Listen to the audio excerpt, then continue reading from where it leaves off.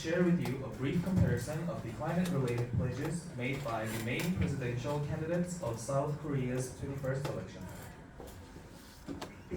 We would first be introducing the relationship between our presentation topic and SDG.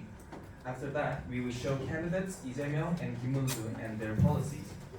Then, we would be concluding the speech by comparing the policies of each side.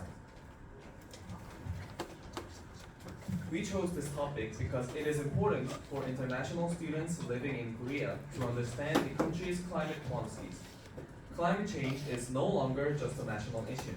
It's a global crisis that affects everyone regardless of where you live. As a major economy, South Korea plays a key role in shaping sustainable policies that impact the world. In our presentation, we compared the climate policies of two leading presidential candidates, Jae-myung Lee and Moon-soo Kim. This topic is closely linked to the UN Sustainable Development Goals, especially Goal 13, Climate Action. These pledges are more than just campaign promises. They show how Korea plans to take responsibility and contribute to the global fight against climate change. Before the election, we shared this comparison with international students in Korea University. Our goal was to help them understand the national conversation better and feel more included in important issues like sustainability and Korea's future. Although the election is over, comparing the candidates' climate pledges still matters. Their policies reflect broader political debates and offer insight into the direction Korea may take on climate action moving forward. I will introduce Jae-myung Lee's climate and energy policy pledges. Jae-myung Lee's climate and energy pledges can be summarized in three main areas. First, strengthening renewable energy and local energy self-sufficiency. This includes expanding the sunlight and wind pension program, installing solar panels on farms to boost local income, and promoting domestic production and export competitiveness of carbon-neutral industries such as solar power, wind power, batteries, water electrolysis, and heat pumps. Second, decarbonizing the transportation sector. He plans to accelerate the adoption of electric vehicles and support the early retirement or replacement of old diesel vehicles. Lastly, enhancing resource recycling and citizen participation.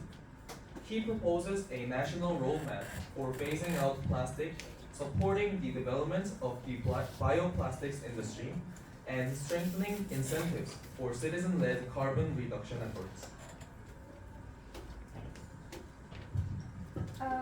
Now let's move on to Min-soo. So we can summarize them into 3 points, and let's start from the number 1. Number 1 is nuclear-centered energy strategy. So he aims to build 6 new large-scale nuclear reactors and promote small modular reactor, or SMR. And also he pledges to provide low-priced electricity. Second point is climate disaster response. He aims to upgrade the Ministry of Environment to the Ministry of Climate and Environment. And also he emphasizes to develop AI and big data-based risk maps and early warning systems. The third point is regional energy development. He aims to create southwest offshore wind power belt and also install nuclear-powered hydrogen pipeline from Ulsan to Pohang and Yeongbuk. Now this is a comparison of Lee and Kim's, and we'll start with the similarities. There are 5 points, so we'll go through them. From the first sector, it's urgent climate action and energy transition. They both emphasize the need for the large-scale transformation in response to the climate crisis. And for the second point is the energy security and industrial competitiveness. And third point is the support for renewable energy. So they both promote solar, wind, and next-generation technologies as part of long-term energy plans, which is also related to the SDGs. And for the fourth one, it's regional development focus. yeah, as I mentioned before, Lee for those parts and Kim for those parts. And for the last one, it's citizen engagement. They both require the citizen engagement for these climate pledges. Okay, so now let's move on to the differences between Lee and Kim. We'll go through for the main points. For starting from Lee, he focuses on renewable energy expansion like solar and wind. Also, he promotes electric vehicles and plastic reductions. The one thing we should mention is that he less emphasizes the institutional or disaster response reform. How about Kim? For Kim, he pledges the nuclear-centered strategy, as I mentioned before, for the lower prices in the electricity. Also, he uses AI and big data for early warning systems, so this could be the differences between Lee and Kim. So knowing these similarities and differences, we can see how two candidates envision Korea's future in climate sectors. Last thing to mention is that we shared this to KITE chat room to help the global students understand the pledges of two candidates. So yeah, this was the last thing to mention for us, and yeah, thank you for listening.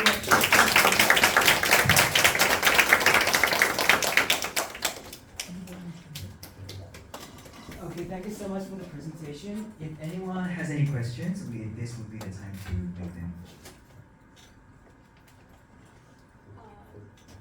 After you shared the information to the Freeza group chat, did you get any responses from the international students? Like, did you get any reaction? No, not really, because one of our purposes was just to send the information, so no other practical responses.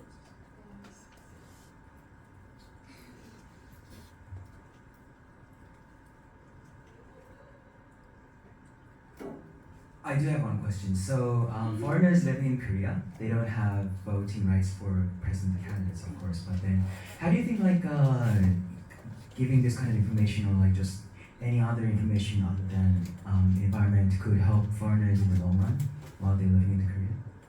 So one of the main points in our presentation was that even though they do not have vote rights, they are still citizens who are living in the Korean society, and therefore they have the right to know what kind of policies are provided to the Korean citizens, and therefore they should also be able to know what kind of policies would be made if such kind of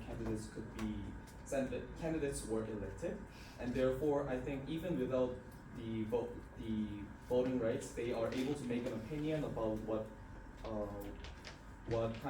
policies should be chosen and what candidates should be elected. Okay, thank you so much. 큰 박수로.